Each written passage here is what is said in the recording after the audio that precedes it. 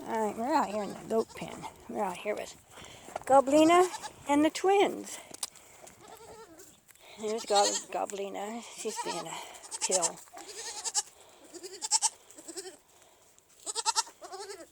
And here's the twins. And can you see their little horns? They're starting to get their little horns.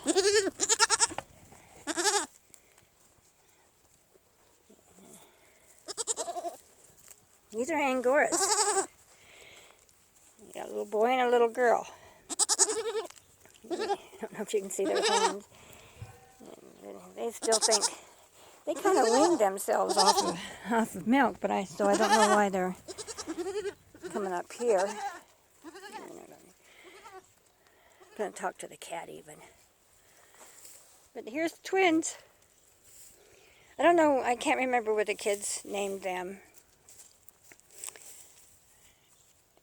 And I can't tell you the truth, I don't know which one's the boy and which one's the girl right now. Now, they won't be sheared this year. We won't shear them until next year. Their fleece won't really be long enough to shear them until then. And with Goblina, you can see that she's Angora and Nubian. And she's actually the half-sister to the twins. And you can see her horns. Now, we didn't dehorn her because of her fleece. She doesn't have the long fleece like the Angoras do. Her hair is a little thicker than like a regular Nubian. You can see that.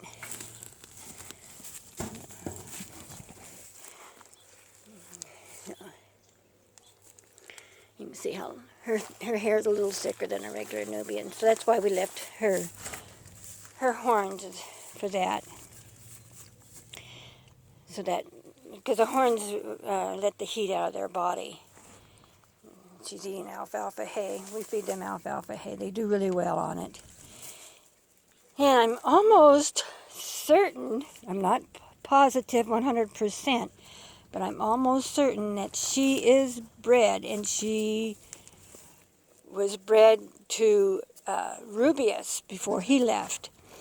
So, I mean, her little tummy is starting to show a little bit of a bulge, so it's a big possibility she could be bred. I don't have an ultrasound or anything to see that if she is bred, but she would have, her kid will have more hair. Her kid will probably look kind of like the twins do, a lot more hair, even though it'll be 3/4 Angora and 1/4 Nubian. Her daddy was a Nubian, and her mama is the Angora. Her mama is the mama of these two.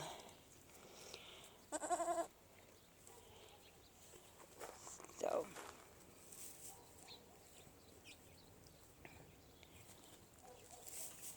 they're after, I don't know what they're after.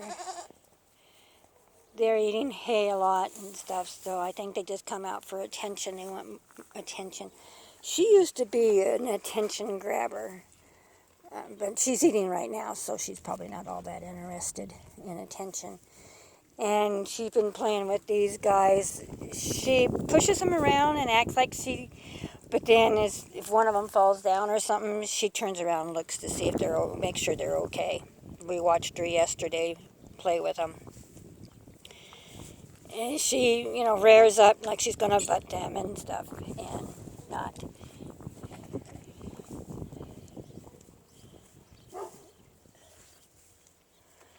So, I thought I'd give you a little update on these guys.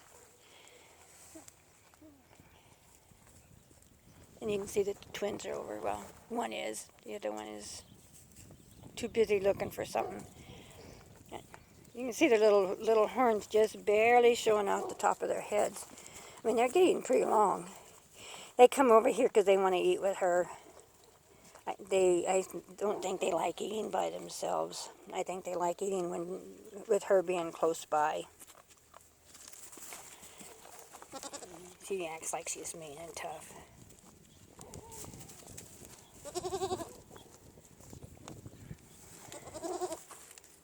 But you can see, and you can see that little bit of a bulge on her tummy. I don't think it's a hay belly.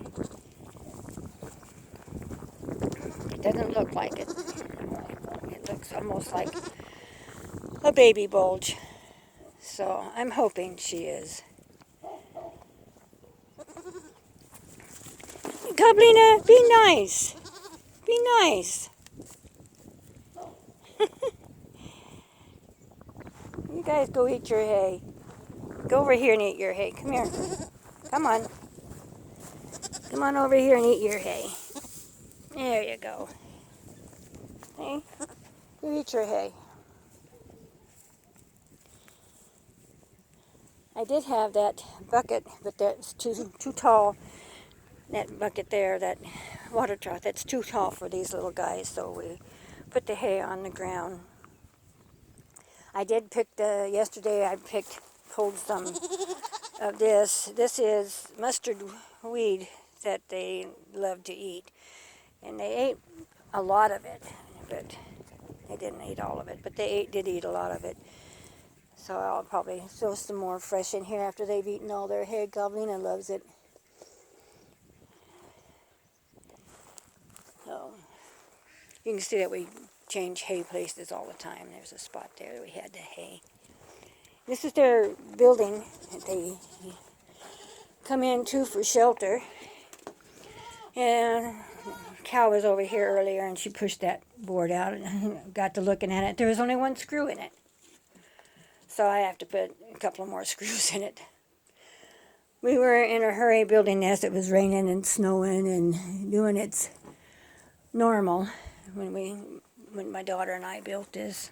So, but it works. It keeps the snow out, and you know it's. They can get it, you know, on the side here to get away from the wind and all. So you can see it's pretty good size. I think it's 16 by 16.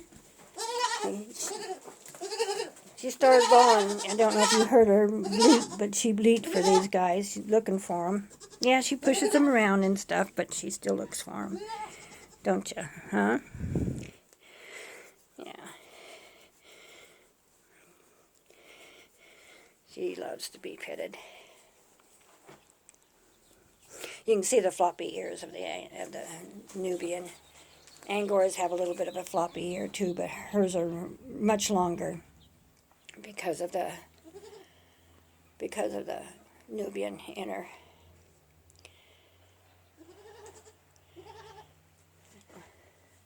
And her mom and the cows are over there. I think she kind of misses being with the cows.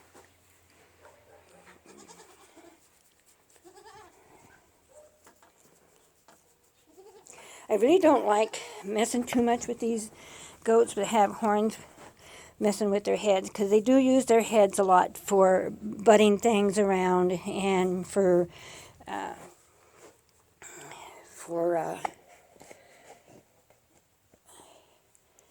defense and everything. So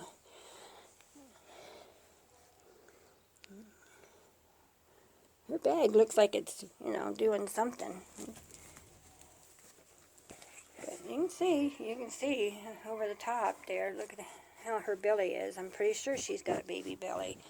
Let's go say hello to the camera.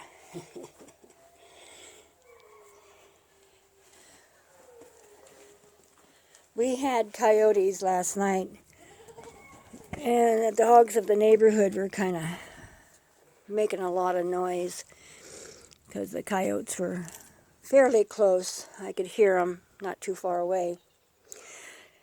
And I do worry about them, and we have a post over here that needs to be fixed. I got a couple of T-posts I'm going to put in the place of that wood post that broke. So, because I don't need the coyotes getting in here to these babies here.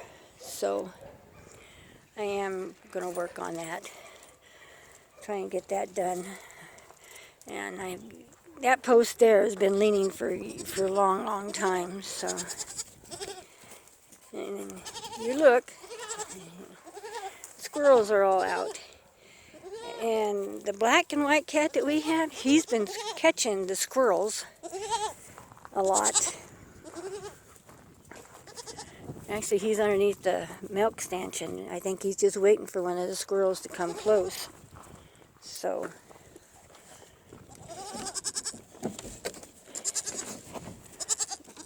baby, stay in there.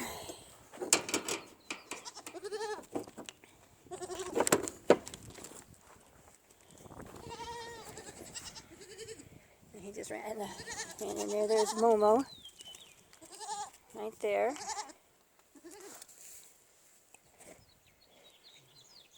And then the black cat, black and white cat's underneath there. He's been catching these squirrels right and left. So I need 2 more of him. Anyway, I hope you enjoyed the baby goats and Goblina. So please subscribe. Please make a comment. Ring the bell. Push the like button. And I'll talk to you later. So this is the mustard weed that I keep telling you about. It grows absolutely crazy around here. But the goats love it. The goats absolutely love it. So I pick it as much as I can, pull as much as I can. I can't keep up with it.